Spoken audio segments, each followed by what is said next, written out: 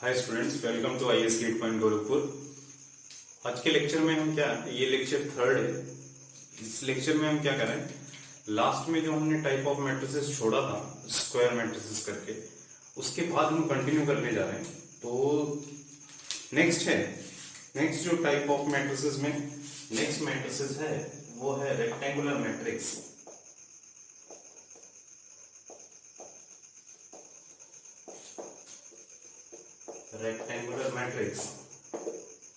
Rectangular matrix क्या है जरा देखते हैं। सबसे पहले इसकी डेफिनेशन क्या है।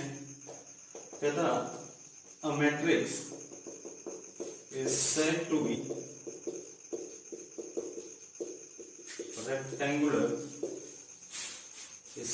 rectangular if number of rows not equal to number of columns. Number of rows not equal to number of columns, then it is called rectangular matrix. Next कैसे एग्जाम्पल देखते हैं इसका। एग्जाम्पल में जरा देखना, कोई मैट्रिक्स मैंने ले लिया, ये रेक्टेंगुलर कब होगा? रेक्टेंगुलर कब होगा? जब नंबर ऑफ रोज किसके इक्वल होंगी? Not equal to number of 2 rows 3 columns. यहाँ देखो सर, नंबर ऑफ रोज कितनी 2, कॉलम्स कितने 3, तो ये इक्वल नहीं है। नेक्स्ट बी, एक मैट्रिक्स और लिया 1 2 3 4 5 6।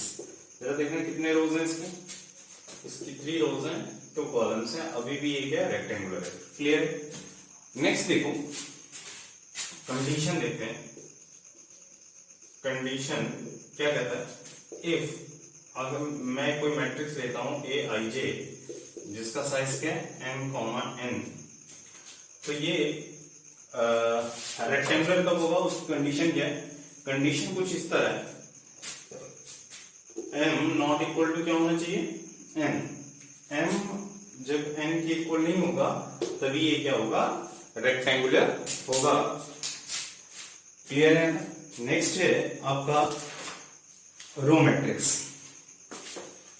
नेक्स्ट है आपका रो मैट्रिक्स।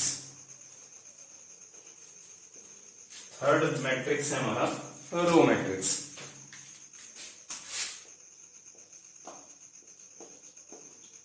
रो मैट्रिक्स या इसको रो वेक्टर भी बोला जाता है। रो वेक्टर, पहले इसकी डेफिनेशन देखते हैं क्या कहती है। इसकी डेफिनेशन कहती है a matrix is said to be row matrix. A matrix is said to be a row matrix. इसको रो मैट्रिक्स कब बोलेंगे? If it contains only one row and any number of columns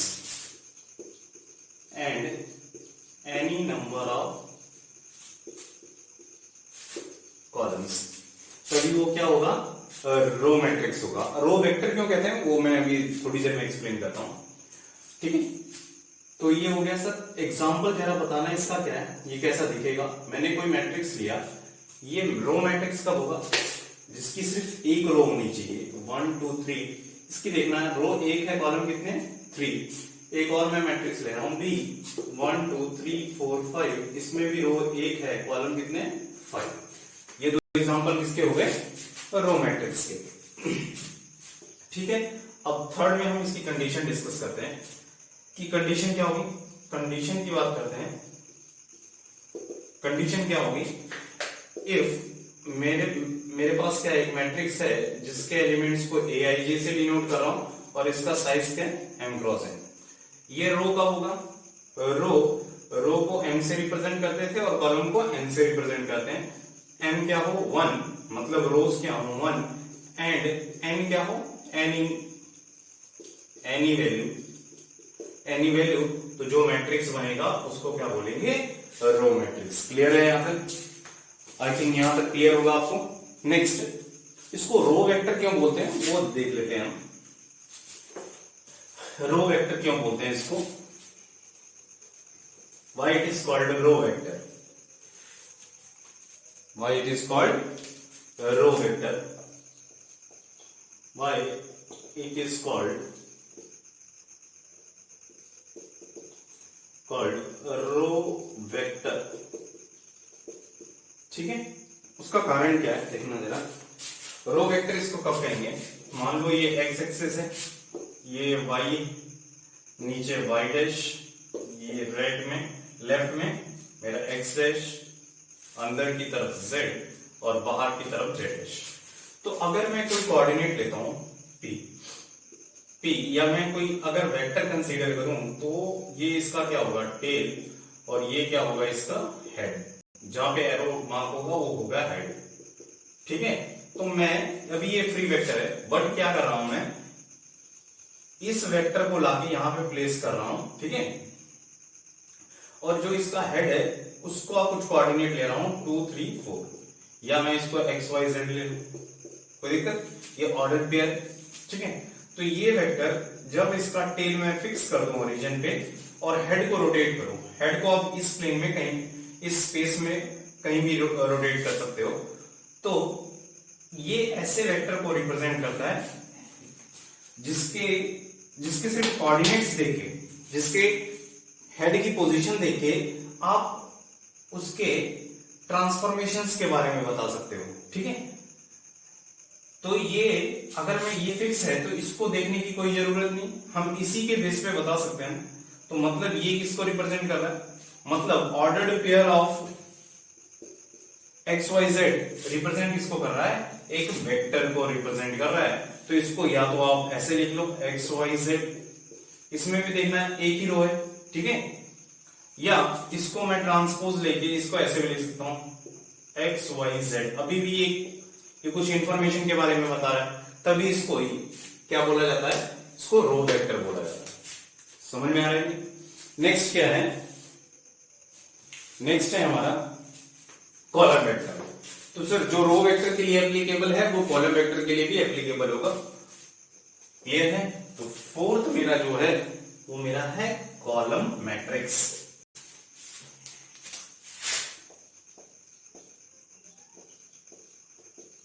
column matrix, column matrix क्या होगा? या मैं इसको column vector भी बोल सकते हैं। क्या बोल सकते हैं इसको? Column vector. तो सबसे पहले इसकी डेफिनेशन देखते हैं। इसकी डेफिनेशन क्या कहती है वो देखते हैं। कहता है a matrix is said to be, a matrix is said to be column matrix if it contains only one column, only one column। अगर इसका सिर्फ एक ही कॉलम है और एनी नंबर ऑफ रोज हैं and any number of rows, ठीक है, तो उसको क्या बोलेंगे? Column matrix. ठीक है सर, एक एग्जांपल बताना है इसका जरा। इसका एग्जांपल बहुत इजी है। एक ही कॉलम होना चाहिए, रो कुछ भी हो सकती है। इसका कॉलम 1 है, रो 3 है, तो ये क्या होगा? Column matrix. कुछ और ले लेते हैं, 1 4 5 10, ये भी है। इसका कितना है? 4 रोज हैं, 1 कॉलम है। ठीक है, कंडीशन क्या होगी सर? कंडीशन चेक कर लेते हैं। कहता है अगर मैं कोई मैट्रिक्स लेता हूं ए, जिसका एलिमेंट को aij से और साइज को m क्रॉस n से रिप्रेजेंट कर रहा हूं, तो क्या चाहिए सर? मुझे n1 चाहिए ना, यहाँ पे n1 होना चाहिए, मतलब कॉलम 1 होना चाहिए, एंड m क्या हो सकता है? एनी वैल्यू, बट ये नेचुरल नंबर होना चाहिए। क्लियर है? नेक्स्ट क्या है? नेक्स्ट जो हमारा है वो है सर हॉरिजॉन्टल मैट्रिक्स। फोर्थ क्या है हमारा? Horizontal matrix.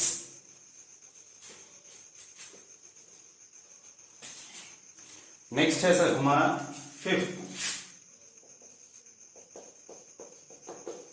Horizontal matrix. क्या कहता है हॉरिजॉन्टल मैट्रिक्स? सर अगर मैं मैट्रिक्स को, अगर कोई, मैं इसको ब्रॉड वे में समझते हैं, अगर कोई मैं मैट्रिक्स लेता हूं, ठीक है, अगर मैं उसमें कॉलम्स बढ़ाता हूं, कॉलम्स को इंक्रीज करता हूं, तो मेरा मैट्रिक्स कुछ ऐसे ट्रेवल करेगा, किधर की तरफ ट्रेवल कर रहा है, हॉरिजॉन्टली ट्रेवल कर रहा है, हॉरिजॉन्टल वेरिएशन दे रहा है,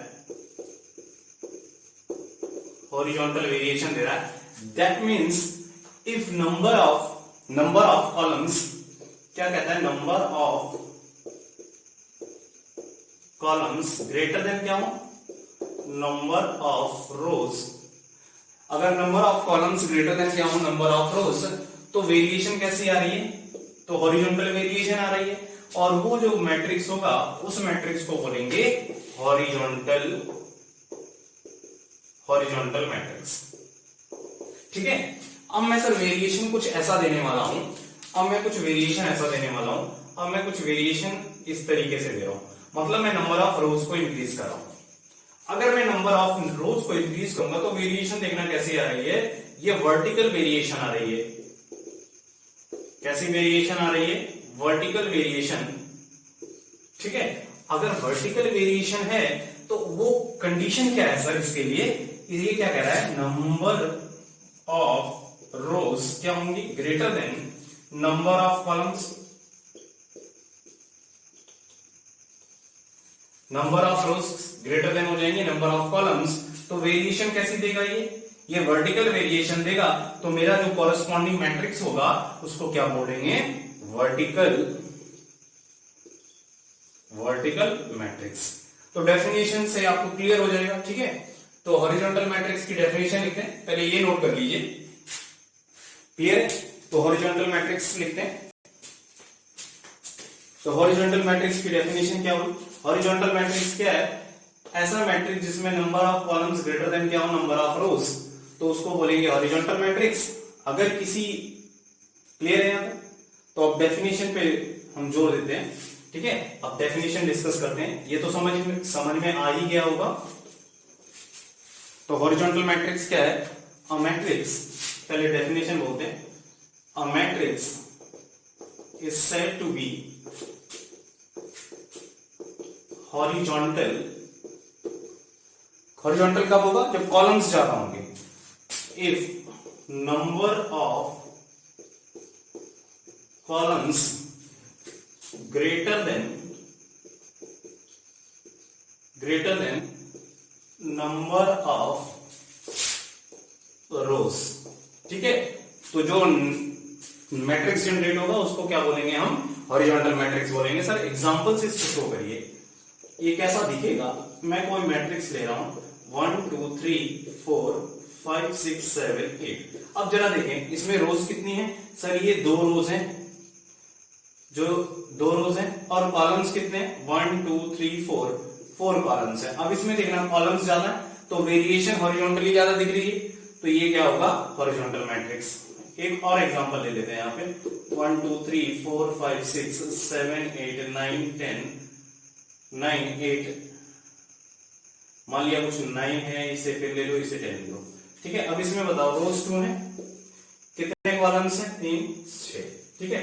तो ये भी क्या हुआ, हॉरिजॉन्टल मैट्रिक्स। ठीक है। अब कंडीशन देख लेते हैं, कैसी कंडीशन होगी इसकी। अगर मैं कोई मैट्रिक्स लेता हूं जिसके एलिमेंट ए आई जे हैं और उसका साइज m क्रॉस n है, ठीक है, तो ये कब होगा सर, ये हमें रो की इंफॉर्मेशन देता था और ये कॉलम की। ठीक है। तो बताओ सर कॉलम ज्यादा होनी चाहिए, तो कंडीशन क्या कहता है इसका कंडीशन बोलता है कि अगर आपको हॉरिजॉन्टल मैट्रिक्स रखना है तो n ग्रेटर देन क्या होना चाहिए, m होना चाहिए, तभी क्या होगा, हॉरिजॉन्टल मैट्रिक्स होगा। क्लियर है। और हॉरिजॉन्टल मैट्रिक्स अगर ये है तो देखो sir number of rows not equal to number of columns है, तो ये रेक्टेंगुलर जरूर में ही होगा, ये रेक्टेंगुलर ही होगा। ठीक है। क्लियर है यहां तक। नेक्स्ट है सर वर्टिकल मैट्रिक्स। नेक्स्ट हमारा क्या है, वर्टिकल मैट्रिक्स।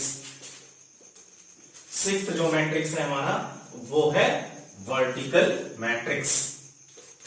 सिक्स्थ मैट्रिक्स हमारा है, सिक्स्थ है वर्टिकल मैट्रिक्स। वर्टिकल मैट्रिक्स क्या है उसके बारे में थोड़ा सा चर्चा कर लें, उसके बारे में थोड़ा सा डिस्कस कर लें। फर्स्ट इसकी डेफिनेशन क्या कहती है वर्टिकल मैट्रिक्स की, कि कोई भी ऐसा मैट्रिक्स जो जिसकी वेरिएशन जब उसमें नंबर ऑफ रोज, लिखो sir, a matrix is said to B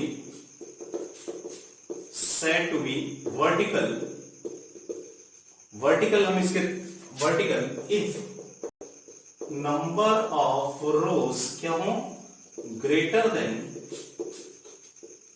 number of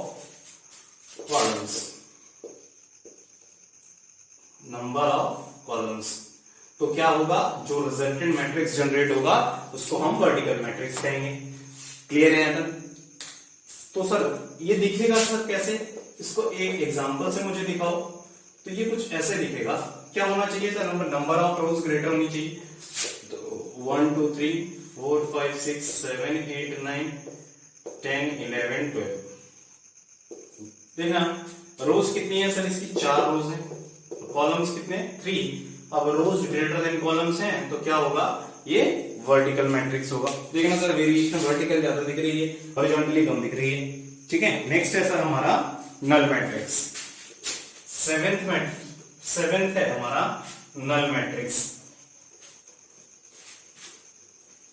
seventh है हमारा नल मैट्रिक्स। नल मैट्रिक्स या इसको जीरो मैट्रिक्स भी बोलते हैं, और it is also called zero matrix. ठीक है ना सर, दिख रहा है यहां से।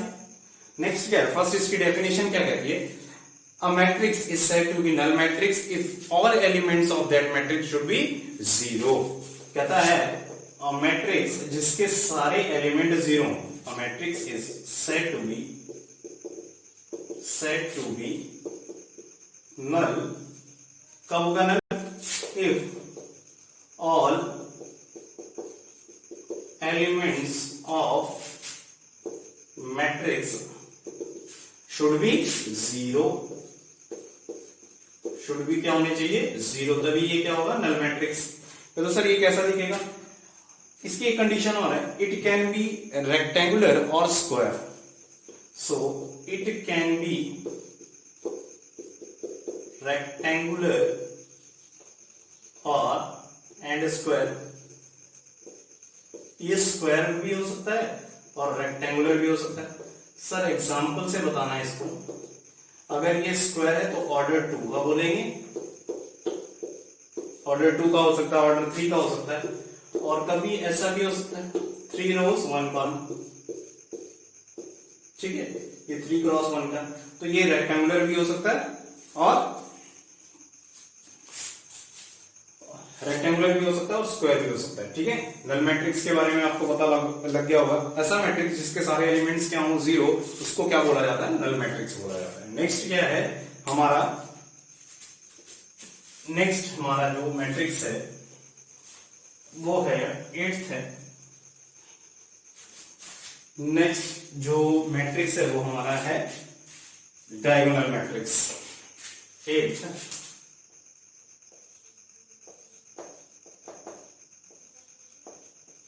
Diagonal matrix. Sir diagonal matrix क्या होता है, इसके बारे में थोड़ा सा एक्सप्लेन करो। कहता है डायगोनल मैट्रिक्स वो होता है जिसके सिर्फ डायगोनल एलिमेंट्स नॉन जीरो हों या जीरो भी हो सकते हैं, बट कंडीशन क्या है, सारे ऑफ डायगोनल एलिमेंट्स जीरो होने चाहिए। समझ लो, a matrix is said to be, a matrix is said to be diagonal matrix, diagonal matrix if all of diagonal elements should be क्या होने चाहिए, should be zero. Sir on diagonal elements वो zero हो या ना हो कोई फर्क नहीं पड़ता। ठीक है, एग्जांपल बताओ सर। एग्जाम्पल, सबसे पहला एग्जाम्पल है ये देखो सर 1 0 0 0 2 0 0 0 3। ये बताओ सर, इसके देखना जरा, ये जो है हमारा ये क्या है, ये क्या है सर, ये हमारा डायगोनल है, मेन डायगोनल। जब भी डायगोनल की बात करेंगे मेन डायगोनल होगा। ठीक है, अब ये देखना इसको छोड़ के बाकी सारे एलिमेंट जीरो है ना, तो इस तरह के मैट्रिक्स को क्या बोलेंगे, डायगोनल मैट्रिक्स। इसको लिख एक तरीके से और लिख सकते हैं, इसको डायगोनल ऑफ, सिर्फ डायगोनल एलिमेंट्स को ही लिख देते हैं, तो ये बताएगा ये ऑर्डर 3 का डायगोनल मैट्रिक्स। क्लियर है, क्लियर है यहाँ तक। नेक्स्ट है हमारा स्केलर मैट्रिक्स। 9th मैट्रिक्स है हमारा scalar.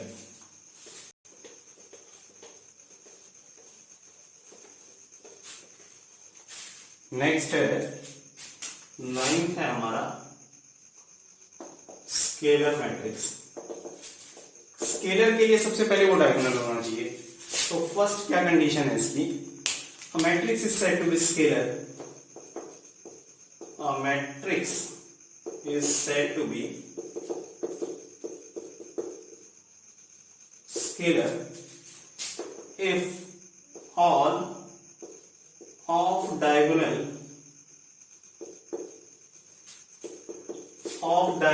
elements are equal to zero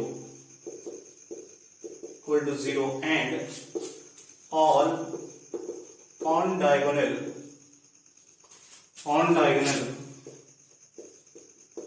elements must be equal,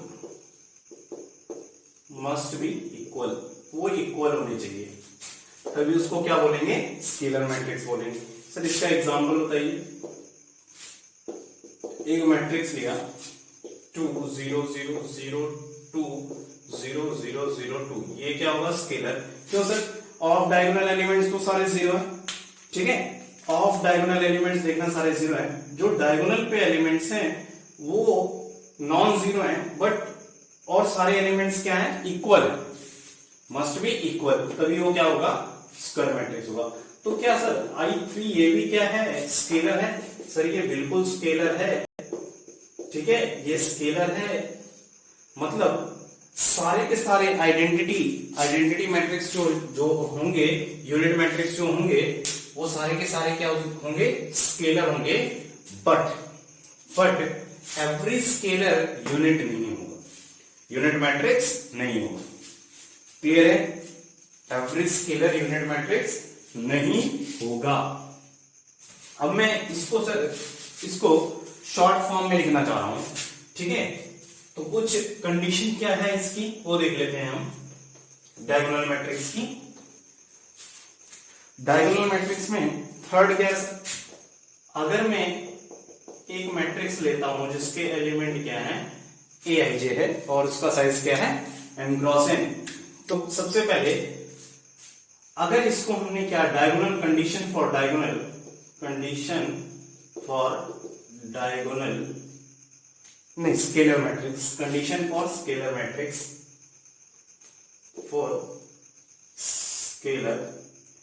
scalar के लिए कंडीशन क्या होगी, पहले तो sir m equal to n होना चाहिए, ठीक है, स्केलर के लिए कंडीशन क्या है, पहले तो m इक्वल टू n होना चाहिए, ठीक है, and first condition. Second condition क्या है, Aij क्या होना चाहिए, 0 होना चाहिए for all I and j। Third condition क्या है यहाँ पे, Aij क्या हो, ये कुछ स्केलर हो फॉर ऑल I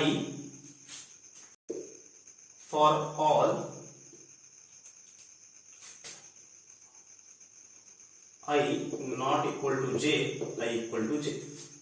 तो कुछ ये ऐसा हो, ठीक है, ये तीनों कंडीशन सेटिस्फाई करनी चाहिए स्केलर के लिए, तीनों चीजें सेटिस्फाई करनी चाहिए स्केलर के लिए, ठीक है। तो ये कुछ स्केलर मैट्रिक्स हैं जो हम देख सकते हैं, ठीक है। तो नेक्स्ट है हमारा जो मैट्रिक्स है उसके बारे में डिस्कस करेंगे।